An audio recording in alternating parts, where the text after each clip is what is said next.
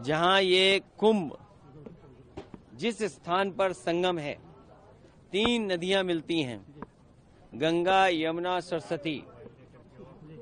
हमारी यही कामना है कि सौहार्द, सद्भावना और सहनशीलता बनी रहे। महाकुंभ के आयोजन में ये पौराणिक है कि बिना बुलाए और अपने आप सब लोग आते हैं। अपनी व्यक्तिगत आस्था है उनकी सबकी। आज हमें भी मौका मिला है। मैं आज महाकुंभ में स्नान कर करके जा रहा हूं। मैंने 11 डुबकी लगाई हैं। सर, योगी जी ने कहा यूपी का बंटवारा नहीं होना चाहिए, क्या कहेंगे आप? देखिए, बंटवारे और नकारात्मक राजनीति के लिए जगह नहीं है। आज कुंभ का तो यही संदेश होना चाहिए, सकारात्मक संदेश होना चाहिए। और आज के दिन यही संकल्प हो कि जब कभी भी हमें याद आए कुंभ, तो हमें सौहार्द, सद्भावना और सहनशीलता हमेशा बनी रहे।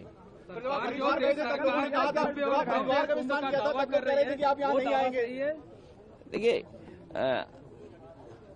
गंगा में स्नान और त्योहारों के दिन स्नान, जिस दिन मैंने वहां पर हरिद्वार में स्नान किया था, उस दिन भी एक त्योहार था। बहुत बड़ा त्योहार है। भारत देश के लोग कोने कोने में अलग अलग नाम से इस त्योहार में शामिल होते हैं। उस दिन हरिद्वार में स्नान किया था और आज संगम में स्नान करने का मुझे मौका मिला है। योगी जी कह रहे हैं बुलडोजर चलता रहेगा, नहीं रुकेगा बुलडोजर। देखिए, बुलडोजर चले नहीं चले, सरकार कैसे बचेगी? ये बताइए, जब सरकार ही नहीं होगी तो बुलडोजर किसके पास होगा? संकल्प यही है कि सौहार्द बना रहे, सद्भावना बनी रहे, सहनशीलता हो, और जो भी स्नान हो सहनशीलता के साथ स्नान होना चाहिए। ये सरकार के लोगों को कोई स्पोर्ट्स इवेंट नहीं बनाना चाहिए इसको। ये आप जो एक्सपर्ट बुलेटिन जारी करते हैं, अब वो आगे जारी होगा या अब खत्म होगा? आपने आके व्यवस्थाओं को देख लिया है? देखिए, समाजवादी सरकार में भी और पहले भी नेताजी को भी और हम लोगों को भी कुंभ के आयोजन को करने का मौका मिला था। जो उस समय कुंभ हुआ था, कम संसाधन में सरकारें अलग अलग थीं। यूपी में सरकार दूसरी पार्टी की थी, समाजवादी पार्टी की थी। दिल्ली में सरकार दूसरी पार्टी की थी। लेकिन उसके बावजूद भी कम संसाधन में 800 और 1300 करोड़ में वो महाकुंभ या कुंभ से जो 12 साल बाद होता है, वो कुंभ कराया गया था। सर, पहले और आज तो सुनने में आ रहा है कि 7,000 करोड़ 10,000 करोड़ खर्च हो रहा है।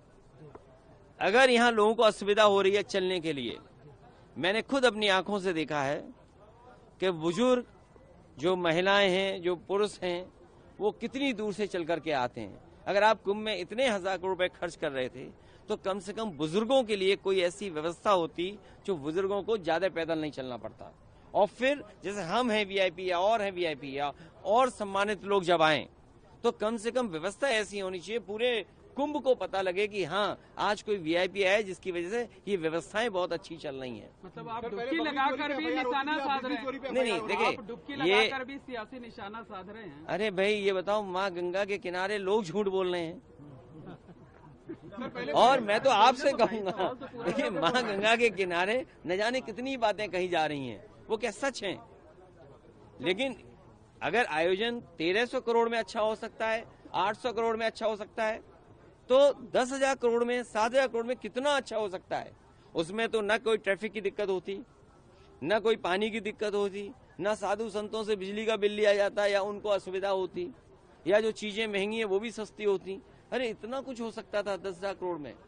और फिर तो दिल्ली की सरकार भी उनकी है, और वो भी अर्थव्यवस्था कहाँ पहुंच रही है, तो 10,000 करोड़ और मांगने चाहिए। हमारी मांग है उत्तर प्रदेश सरकार को दिल्ली सरकार 10,000 करोड़ और रुपए दे, जिससे, हाँ, महाकुंभ के आयोजन के लिए, जिससे यहाँ की ट्रैफिक व्यवस्था अच्छी हो, बुजुर्ग हों, महिलाएं हों, बच्चे हों, उनको बहुत दूर से अपने सर पर, अपने कंधे पर सामान रख करके न लाना पड़े, कोई सुविधा हो जिससे यहीं पर आ जाएं। और साथ ही साथ दिल्ली सरकार जहां बजट दे 10,000 करोड़, और वहीं ये जो किला है वो भी उत्तर प्रदेश सरकार को दे दे। सर ट्रैफिक जाम में क्योंकि आपके यहाँ साथ है तो क्या? यहाँ अभी तो ट्रैफिक यहाँ जाम में परंपरा फंसे ये क्या? है कि लोग दान कर करके जाएं। सर, महादानी सम्राट हर्षवर्धन जो हमारा रिटर्न डॉक्यूमेंट है, जहां हमें पौराणिक महाकुंभ के बारे में या कुंभ के बारे में जानकारी मिलती है, वो सम्राट हर्षवर्धन से जुड़ी हुई मिलती है। वो यहाँ दान करने आते थे, पुण्य के लिए आते थे।